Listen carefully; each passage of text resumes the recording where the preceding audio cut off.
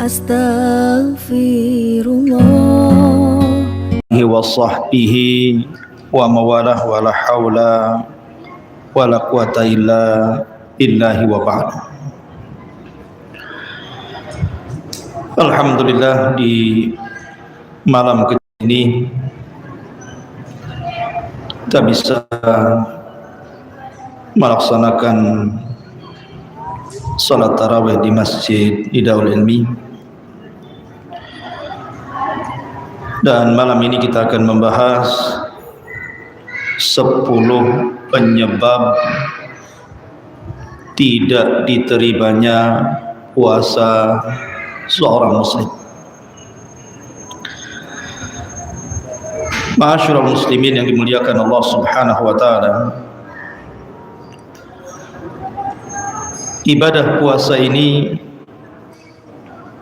adalah ibadah yang cukup berat.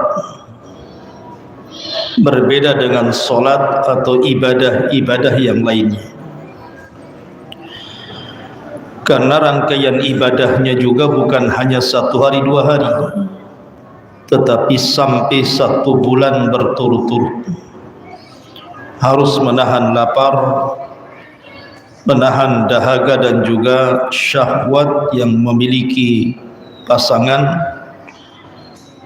Harus terhenti selama 1 bulan, dari terbit fajar sampai terbenam matahari. Sehingga kalau seandainya ibadah yang berat ini tidak sampai diterima oleh Allah Subhanahu wa taala, tentu sangat rugi sekali. Jangan sampai seperti yang disabdakan Nabi sallallahu alaihi wasallam, rubba shaimin laisa lahul jaza illal ju'i wal atash. Berapa banyak orang-orang yang berpuasa itu tidak diterima puasanya kecuali hanya menahan lapar dan dahaga saja.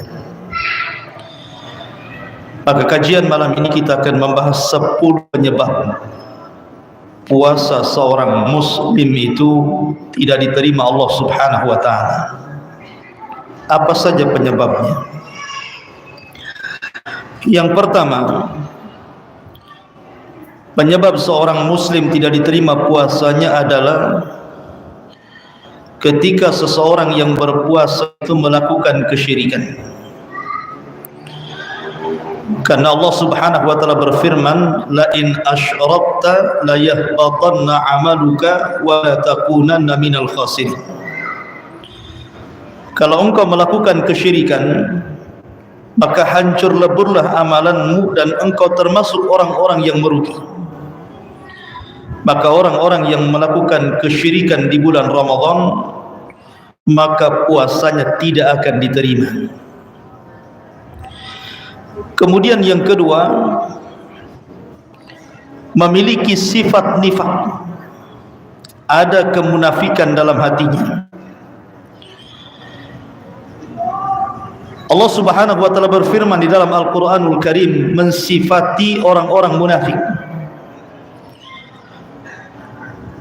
Allah berfirman, innal munafiqina fi darkil asfali minan nar. Sesungguhnya orang-orang munafik itu akan diletakkan di intip neraka yang paling dalam. Maka selama Ramadan hindari sifat-sifat munafik. Apa sifat-sifat munafik itu? Kata Nabi sallallahu alaihi wasallam, idza haddatsa kadzab. Kalau dia bicara dusta. Wa idza tumina khana, kalau diberikan amanah dia khianat. Wa idza khasama ghadara, dan kalau dia bersih dia ingin menang sendiri. Maka ini yang kedua. Yang ketiga, penyebab puasa tidak diterima adalah tarikus shalah. Orang yang meninggalkan salat. Aneh, di bulan Ramadan ini banyak orang yang meninggalkan salat di luar Ramadan. Bahkan masuk Ramadan juga tidak melaksanakan sholat, tetapi dia puasa. Kan banyak tuh orang-orang yang tidak sholat tapi puasa. Alasannya, masa sudah tidak sholat tidak puasa lagi Ustaz, double lah dosa saya katanya. Dia tidak paham bahwa diterimanya sebuah amalan itu ditentukan dengan baik salatnya. Karena Nabi SAW yang mengatakan awal ma yuhasabu bihil abdu yaumal qiyamah salatuhu, sesungguhnya awal yang pertama dihisab pada hari kiamat di hadapan Allah adalah salatnya. Fa in saluhat salatuhu saluha sairu amalihi, kalau salatnya dianggap baik, dianggap semua amalnya. Wa in fasadat salatuhu fasada sairu amalihi, tapi kalau salatnya kemudian dianggap jelek, maka semua amal yang lainnya dianggap jelek. Maka orang yang meninggalkan salat kemudian puasa, tidak diterima puasanya. Kemudian yang keempat, orang yang kadang kadang salat, kadang tidak. Kalau yang tadi memang total tidak salat, ini kadang salat, kadang tidak. Tetapi kebanyakannya lebih meninggalkan salat dibandingkan melakukannya. Maka ijma' para ulama, berdasarkan perkataan para ulama, di antaranya pendapat Syekhul Islam Ibn Taimiyah rahimahullahu taala, man taraka salata jumlatan faqad kafar. Barang siapa yang meninggalkan salat jauh lebih banyak dibandingkan melakukannya, maka dianggap kufur, dianggap kafir pelakunya. Dan amalan orang kafir itu tidak akan diterima. Ini yang keempat. Kemudian yang kelima dan yang keenam serta yang ketujuh, ini disebutkan dalam satu redaksi hadis Nabi SAW. Nabi SAW mengatakan salasatun la yaqbalullahu lahum sarfan wala adlan. Ada tiga kelompok tidak akan diterima amal sunnah dan amal wajibnya. Di sini Rasul mengatakan tiga kelompok tidak akan diterima amalan sunnahnya dan juga amal wajibnya, termasuk padanya puasa Ramadan. Kemudian Rasul mengatakan yang pertama akun, orang yang durhaka kepada orang tua. Maka kalau orang berpuasa tapi masih durhaka dengan orang tua, tidak diterima puasanya. Kemudian yang kedua mannanun, orang yang suka mengungkit-ngungkit sedekah, mengungkit-ngungkit pemberian. Makanya Allah Subhanahu wa taala berfirman, qaulun ma'rufun khairun min sadaqatin yatba'uha adha.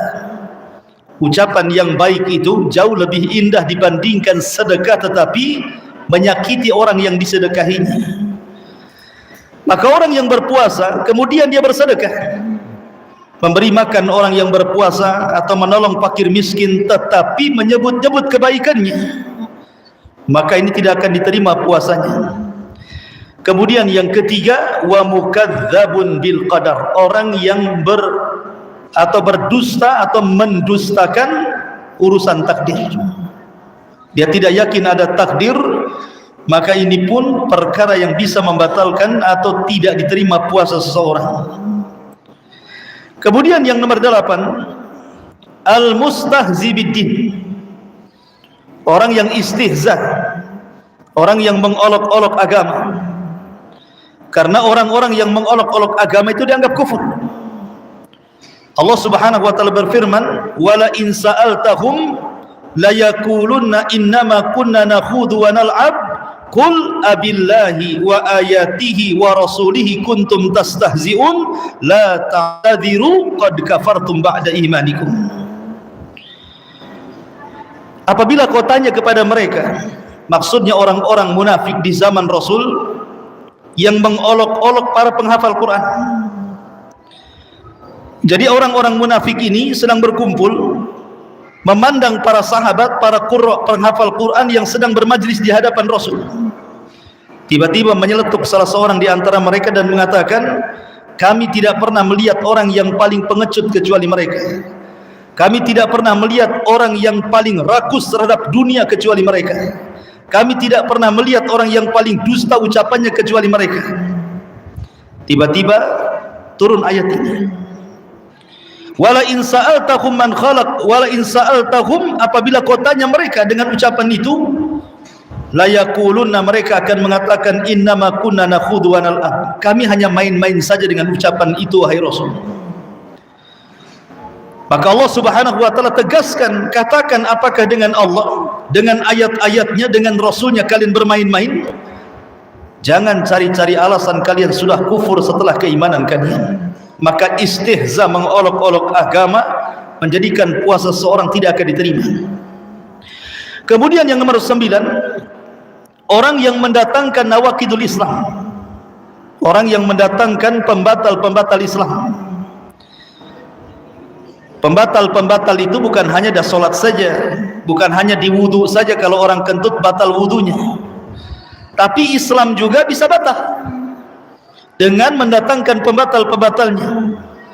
Dan sebagian para ulama sudah menulis kitab tentang pembatal-pembatal Islam, di antaranya 10 pembatal Islam, nawaqidul Islam. Maka siapa yang mendatangkan pembatal-pembatal Islam tidak akan diterima puasanya.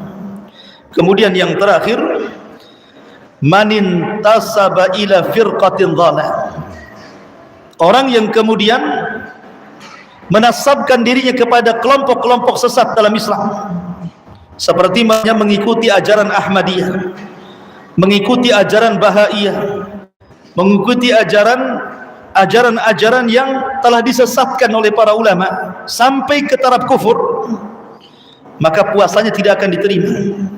Inilah sebab atau penyebab 10 kenapa puasa seorang hamba tidak akan diterima oleh Allah Subhanahu wa taala.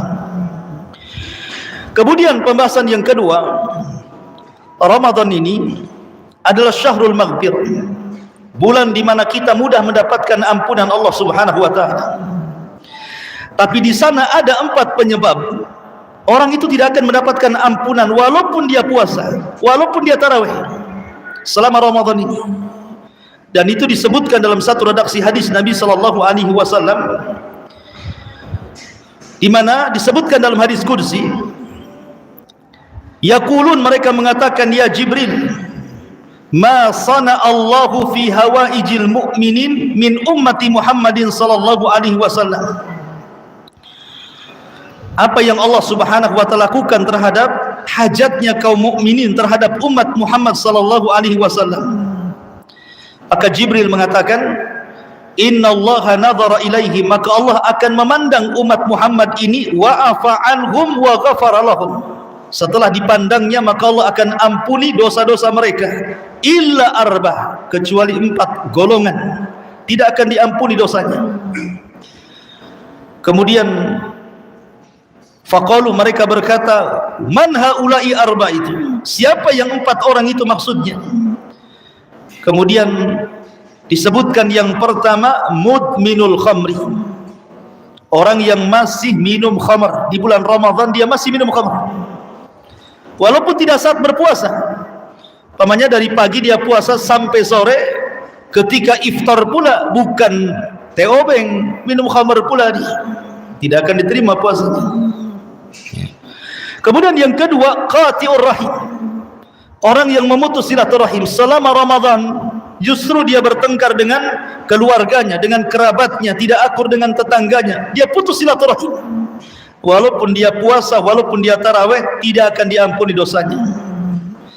Kemudian yang ketiga, al-musyahin, orang yang menanamkan kedengkian dalam hatinya. Masih ada dendam dalam hatinya, masih ada emosi dalam hatinya, masih ada hasad dalam hatinya, maka ini pun akan menghalangi ampunan di bulan Ramadan. Dan yang terakhir, al-aqu liwalidaini, orang yang durhaka dengan orang tua.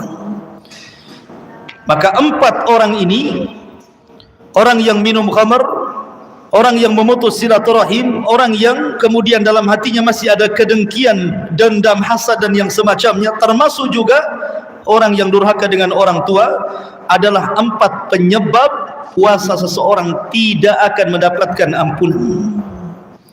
Inilah di antara 10 penyebab puasa tidak diterima, dan 4 penyebab Ramadan tidak membawa ampunan kepada kita. Wallahu a'lam bishawab. Subhanakallah bihamdika, asyhadu an la ilaha illa anta, astaghfiruka wa atubu ilaik. Allahu ta'ala alam. Assalamualaikum warahmatullahi wabarakatuh.